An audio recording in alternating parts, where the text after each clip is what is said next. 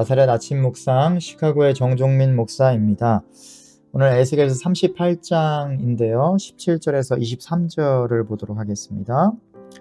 주 여호와께서 이같이 말씀하셨느니라. 내가 옛적에 내 종 이스라엘 선지자들을 통하여 말한 사람이 내가 아니냐. 그들이 그때에 여러 해 동안 예언하기를 내가 너를 이끌어다가 그들을 치게 하리라. 그날에 곡이 이스라엘 땅을 치러 오면 내 노여움이 내 얼굴에 나타나리라. 주 여호와의 말씀이니라. 내가 질투와 맹렬한 노여움으로 말하였거니와 그날에 큰 지진이 이스라엘 땅에 일어나서 바다의 고기들과 공중의 새들과 들의 짐승들과 땅에 기는 모든 벌레와 지면에 있는 모든 사람이 내 앞에서 떨 것이며 모든 산이 무너지며 절벽이 떨어지며 모든 성벽이 땅에 무너지리라. 주 여호와의 말씀이니라. 내가 내 모든 산 중에서 그를 칠 칼을 부르니니 각 사람이 칼로 그 형제를 칠 것이며 내가 또 전염병과 피로 그를 심판하며 쏟아지는 폭우와 큰 우박덩이와 불과 유황으로 그와 그 모든 무리와 그와 함께 있는 많은 백성에게 비를 내리듯 하리라. 이같이 내가 여러 나라의 눈에 내 위대함과 내 거룩함을 나타내어 나를 알게 하리니 내가 여호와인 줄을 그들이 알리라. 아멘. 오늘 본문은 성경에서 가장 유명한 종말론적인 예언 중에 하나입니다. 곡과 마곡 전쟁. 뭐 좀 생소한 표현이실 수도 있는데 곡은 이제 왕의 이름입니다. 곡이라는 왕이 있고요. 마곡이라는 지명이 있는 것이죠. 국명이 있는 것이죠. 즉 마곡이라는 영토가 있고 그 영토를 다스리는 왕의 이름이 곡이라는 것입니다. 이게 계시록 20장에도 나와요. 곡과 마곡 이렇게 나오는데 거기서는 이제 하나님을 대적하는 악한 세력 전체를 지칭하는 상징적인 표현으로 그렇게 쓰이고도 있습니다. 하여튼 오늘 38장의 전반적인 내용을 보면 이제 하나님께서 에스겔로 하여금 곡이라고 하는 지도자에게 예언을 하는 그런 형태를 띠고 있습니다. 곡 왕으로 하여금 마곡 영토와 그 주변의 여러 나라들을 이제 연합군을 형성하게 하신다는 거예요. 그리고 그 군대로 평안히 살고 있는 이스라엘을 침공하게 하실 거다라는 것이죠. 그래서 이제 이 전쟁의 양상이요. 곡이 뭐 탐욕으로 침공하는 것처럼 보이기도 하지만 또 실상은 하나님께서 자신의 거룩함을 나타내기 위해서 이 일을 진행하시는 것이다 라는 것이죠. 그리고 우리가 읽은 후반부의 내용처럼 하나님께서 곡과 마곡 연합군을 초자연적인 재앙으로 심판하시는 내용이 그렇게 나오고 있습니다. 근데 오늘 본문의 내용은 역사적으로 실제 일어난 사건은 아닙니다. 물론 구약 성경의 예언서들 중에 많은 예언들의 상당수는 실제 역사에서 실제로 일어난 사건들입니다. 실제로 그렇게 성취되었죠. 예를 들면 바벨론 포로기에 대한 예언이라든지 다니엘서에 나오는 그 4대 제국들의 흥망성쇠 이런 것들은 실제로 그렇게 성취되었습니다. 그러나 오늘 본문의 예언과 묘사들은 실제 역사에서 일어난 사건이 아니죠. 즉 현실의 일반 역사로 성취된 예언이 아니라 종말론적인 예언이라고 보시면 되겠습니다. 최후의 전쟁, 최후의 심판에 대한 예언으로 보시면 될 것 같아요. 그러니까 이 내용은 우리가 흔히 읽기 아는 그런 내용이죠. 악한 세력이 온갖 힘을 결집해서 하나님 나라를 공격하려고 하지만 그래서 하나님 나라 백성들에게 다소간의 고통의 시간들이 있고 괴로움을 참고 견뎌야 하는 상황들이 있지만 결국 악한 세력은 하나님의 권능에 의해서 멸망당한다. 하나님 나라 백성들은 구원받는다. 이런 성경 전체가 말하고 있는 어떤 성경적 세계관에 대한 예언이죠. 그러니까 이런 예언은 사실은 그리스도인이라면 너무 많이 들어봤죠. 그죠? 특별할 게 없죠. 어쩌면 좀 당연하게까지 여겨지는 과정이고 결말에 대한 예언입니다.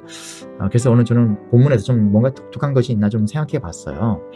근데 우리가 좀 한번 생각해 봐야 될 내용이 있는 것 같아요. 4절을 보면 하나님이 곡의 턱에 갈고리를 꿰어 이끌어내셨다 이런 내용이 나옵니다. 14절도 보면 고가 끝날에 내가 너를 이끌어다가 내 땅을 치게 하리니 그러니까 하나님이 곡으로 하여금 이스라엘을 때려라고 시키고 계신다라는 거예요. 하나님이 고가 내가 너한테 권능을 줄 테니까 강대한 연합군을 구성하고 그들과 함께 용맹하게 가서 내 나라 내 백성을 쳐라 라고 곡 왕을 이끄신다라는 거예요. 근데 그래 놓고는 하나님이 그렇게 곡 왕을 사용해 놓고는 18절에서 보면 그날의 곡이 이스라엘 땅을 치러 오면 내 노여움이 내 얼굴에 나타나리라 그러죠. 19절에서도 내가 질투와 맹렬한 노여움으로 말하였거니와 그래요. 이거 뭐지? 처음부터 하나님이 진행하신 일이라고 하셨잖아요. 하나님이 곡 왕을 시키시는 거라면서요. 근데 왜 하나님의 계획대로 그들이 잘 진행하고 있는데 왜 거기다 대고 맹렬하게 분노하시고 마치 너네 갑자기 왜 이래? 막 놀라시는 것처럼 진노하시면서 벼락같이 그들한테 막 초자연적인 심판을 내리십니까? 왜 이러시죠, 하나님? 만약에 사람이 이런 식으로 행동하면 우리 뭐라고 하죠? 자기가 해놓고선 갑자기 막 화내고 그러면 뭐라고 그래요, 우리가? 이중인격이야? 뭐 성격 파탄자야? 막 그러지 않습니까? 하나님 왜 이러시죠? 자, 이것에 대해서 좀 우리가 하나님의 성경에서 말하고 있는 하나님의 진노가 뭔지, 하나님의 심판이 뭔지에 대한 좀 이해가 필요할 것 같아서 제가 좀 이런 이야기를 드리는 것입니다. 자, 우리는 하나님이 진노하신다, 하나님이 심판하신다 그러면 좀 우리가 내는 화를 좀 생각하는 것 같아요. 왜냐하면 우리가 본 게 그런 거니까. 인간 아버지가 내는 화 같은 거, 우리가 자녀들 혼낼 때 막 이렇게 인간 어머니나 아버지가 내는 기준도 잘 없고 때로는 감정도 잘 주체 못하는, 그래서 얼굴이 울그락불그락해서 막 내는 화, 그런 거를 이제 흔히 우리가 진노한다, 분노한다, 심판한다 이런 식으로 생각하다 보니까 성경에서 하나님이 진노하신다, 심판하신다 이런 내용이 나오면 좀 그런 이미지를 떠올리게 되는 것 같습니다. 여러분, 근데 결코 그런 게 아니죠. 성경에서 말하는 하나님의 분노는 오직 죄에 대하여서만 발현되는 아주 객관적이고 일관적이며 공의로운 분노다라는 것입니다. 이거는 뭐 하나님이 감정을 주체 못해서 막 내는 그런 화가 아니라 온전한 그분의 참된 성품이신 사랑 가운데 인내하신 가운데서도 발현되는 아주 객관적이고 일관적이고 공의로운 분노다, 진노다라는 것이죠. 이러한 베이스를 깔고 그분의 분노, 심판에 대해서 좀 생각해 봐야 될 것 같아요.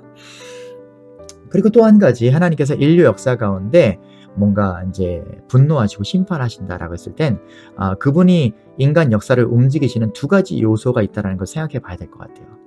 첫 번째로 죄로 인해 부패한 인간의 마음을 통해서 인류의 역사를 이끌어 가신다는 거예요. 죄로 인해 부패한 인간의 마음. 자, 오늘 본문을 보면 마치 가만히 있는 곡을 하나님이 나쁜 놈 만드시는 것 같아요. 그죠?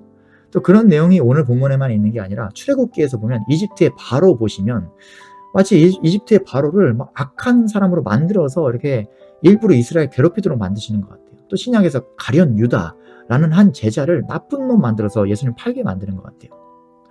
그러나 하나님께서 그들을 나쁘게 만들어서 나쁘게 쓰시는 게 아니라 오늘 10절 12절에서 말하는 것처럼 내 마음에서 악한 꾀를 내어 물건을 앗으며 빼앗아 가고자 하고 이렇게 곡 왕에게 이렇게 말씀하시는 것처럼 곡이 이스라엘을 침공한 진짜 내부적 동기는 스스로 품은 그 악한 생각과 탐욕이라는 거예요. 즉 하나님이 억지로 선한 사람을 악하게 만들어서 부추긴 게 아니라 곡의 마음에 이미 가득했던 그 침략에 대한 욕망과 악함을 그대로 내버려 두시는 거라는 거예요. 그 방임하시는 거예요.